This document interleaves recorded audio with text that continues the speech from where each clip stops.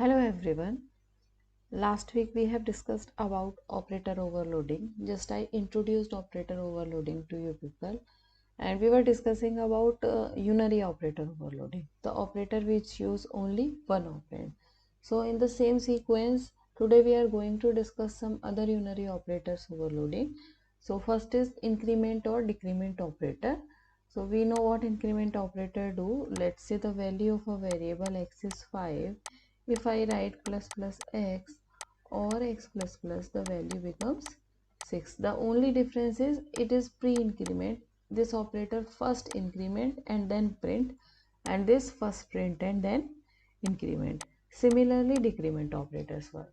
So today we will check how to overload these increment and decrement operators. So just to check this, how to overload increment and decrement operator, we simply write a class and I write the overloaded functions. Okay, so let's say we have a class item. Let's say we have a class name is item, and for the sake of simplicity, let's say we have only one variable, that too type of integer. Okay, now let's say we have some function, some public function. So first one is, let's say we have a constructor that will initialize the value of item, and let's say the value of item x is equal to 0. This is a default constructor. Now let's say we have a parametric constructor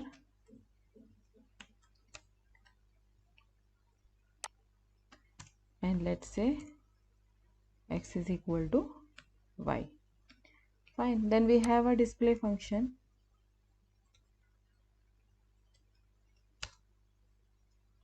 Okay, this is just because I put semicolon here.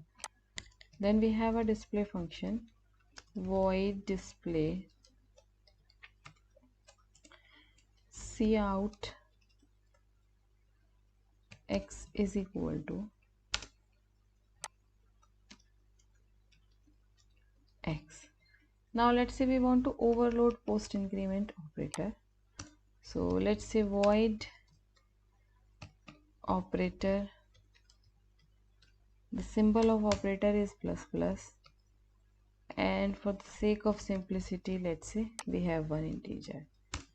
Okay, this is just to distinguish. And now let's say let's say the operator, because we want to work on the object directly, so let's say this operator function will return the object type of class item. So item operator plus plus. Now here I declare a temporary variable temp, and we will always work on this pointer. Okay, we will work on this particular object. We do not want to create a copy, we want to work on this object. So temp dot x is equal to x plus 1. Temp dot x is equal to x plus 1, and it is going to return temp. Fine. So now we want x plus plus. Now let's say we declare, let's say the function name is display. Let's say we declare an object of this class item and I. So here by default x will be 0 because this will call default constructor. By default this x will be 0. Overloading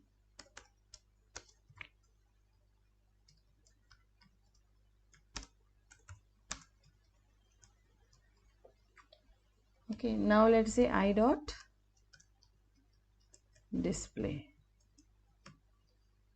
and let's run it first. So here x is 0.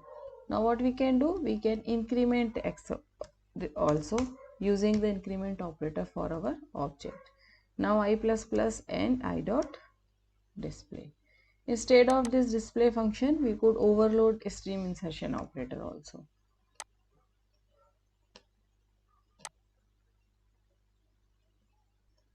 X is equal to 0. Why x is equal to 0? Even if we have overloaded this operator also, x is equal to x plus 1. What should be the value here?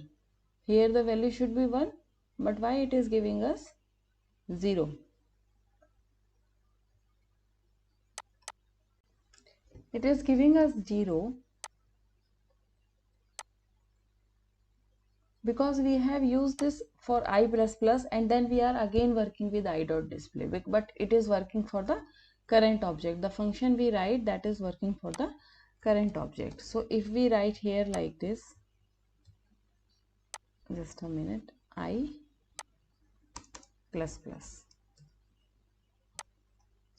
Now let's run it. I++ dot display. See, now it is 1. So this is overloading increment, or this is overloading post increment operator. Will it work for pre increment also? Because symbol is same. Will it work for pre increment also? Let's check it here. No, because pre increment is not, we have not overloaded pre increment. Yes, we have overloaded post increment. So whenever we write a function like this, temp.x, x is equal to x plus 1, that will be only for post increment. If we want to overload pre increment operator also, then we can write a separate function, because we know operator overloading also, so without any parameter. That's why I write a parameter here.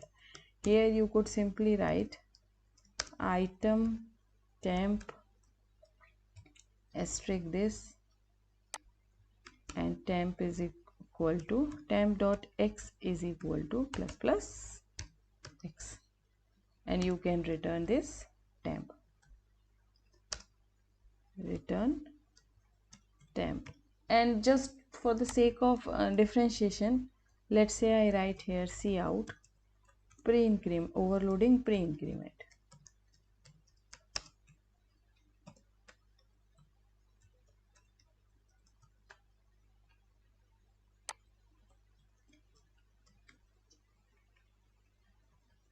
Let's run it now. Now you see here is no error.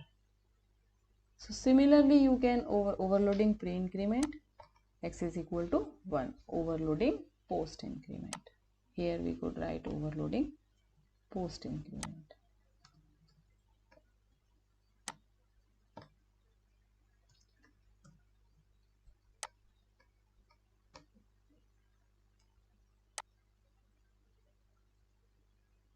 See, so it is working. Now for post increment also it will work.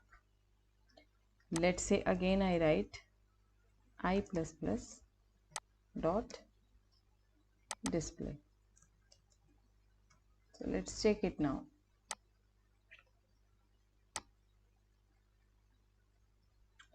First time it is 0, then it becomes 1, because we are working on the same object. Now it becomes 2. So this is one way of overloading pre-increment operator. Similarly, you can overload decrement operator also. On the other hand, we can write a function like this also without using this operator. Without using this operator, you can write it temp.x. Without using this operator, you can write it temp.x. And here is the difference. Let's run it first. See, for display function you will not get any difference. Post increment, overloading pre-increment, overloading post increment, and then it is like this. Okay, but if you use it, like for example, let's say I write a I overload extraction and insertion operator both. Friend void operator or stream %. Let's take some object, item I. Similarly for insertion also.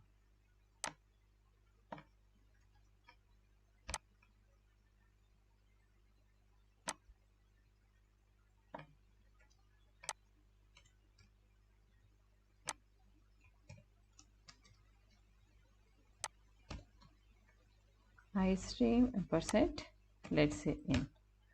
Now let's define these operators functions here. Void operator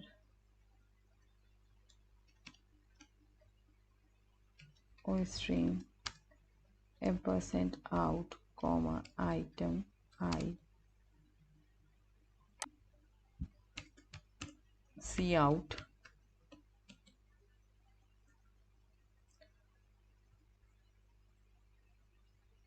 x is equal to I dot x,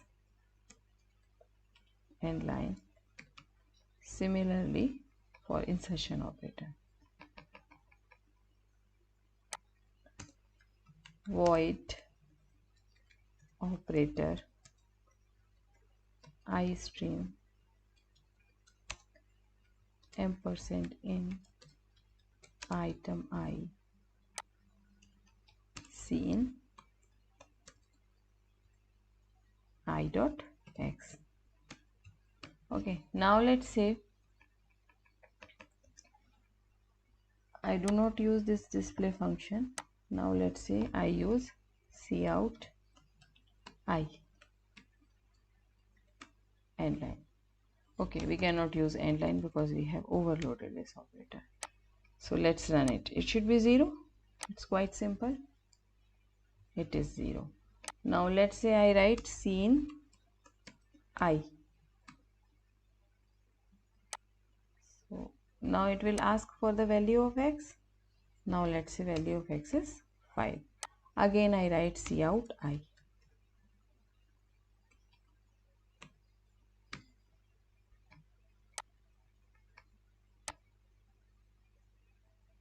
Zero 5, and it is going to display 0. Why it is going to display 0?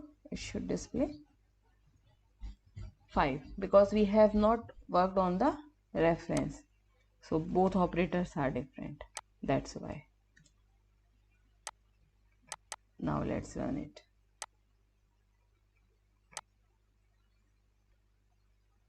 Oh, why it is? Because I change it here but not here. Just a minute. Now it will work fine. Sorry, it is 5 and it is going to display 5.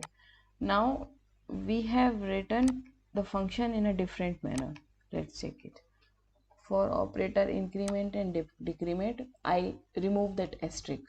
Okay, and let's say we do not have this one.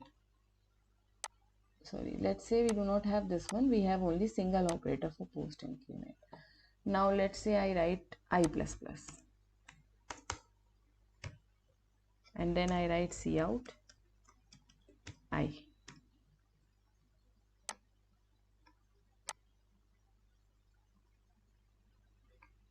And let's say it is 3. Overloading post increment, but the value of x is 3 only. But if I write it like this, cout plus plus I, it is going to give us an error because we have overloaded only post increment operator. Okay, so like this you can means work for pre increment and post increment operators. You can overload pre increment and post increment operators. Thank you. In the next video we will check for some other operator.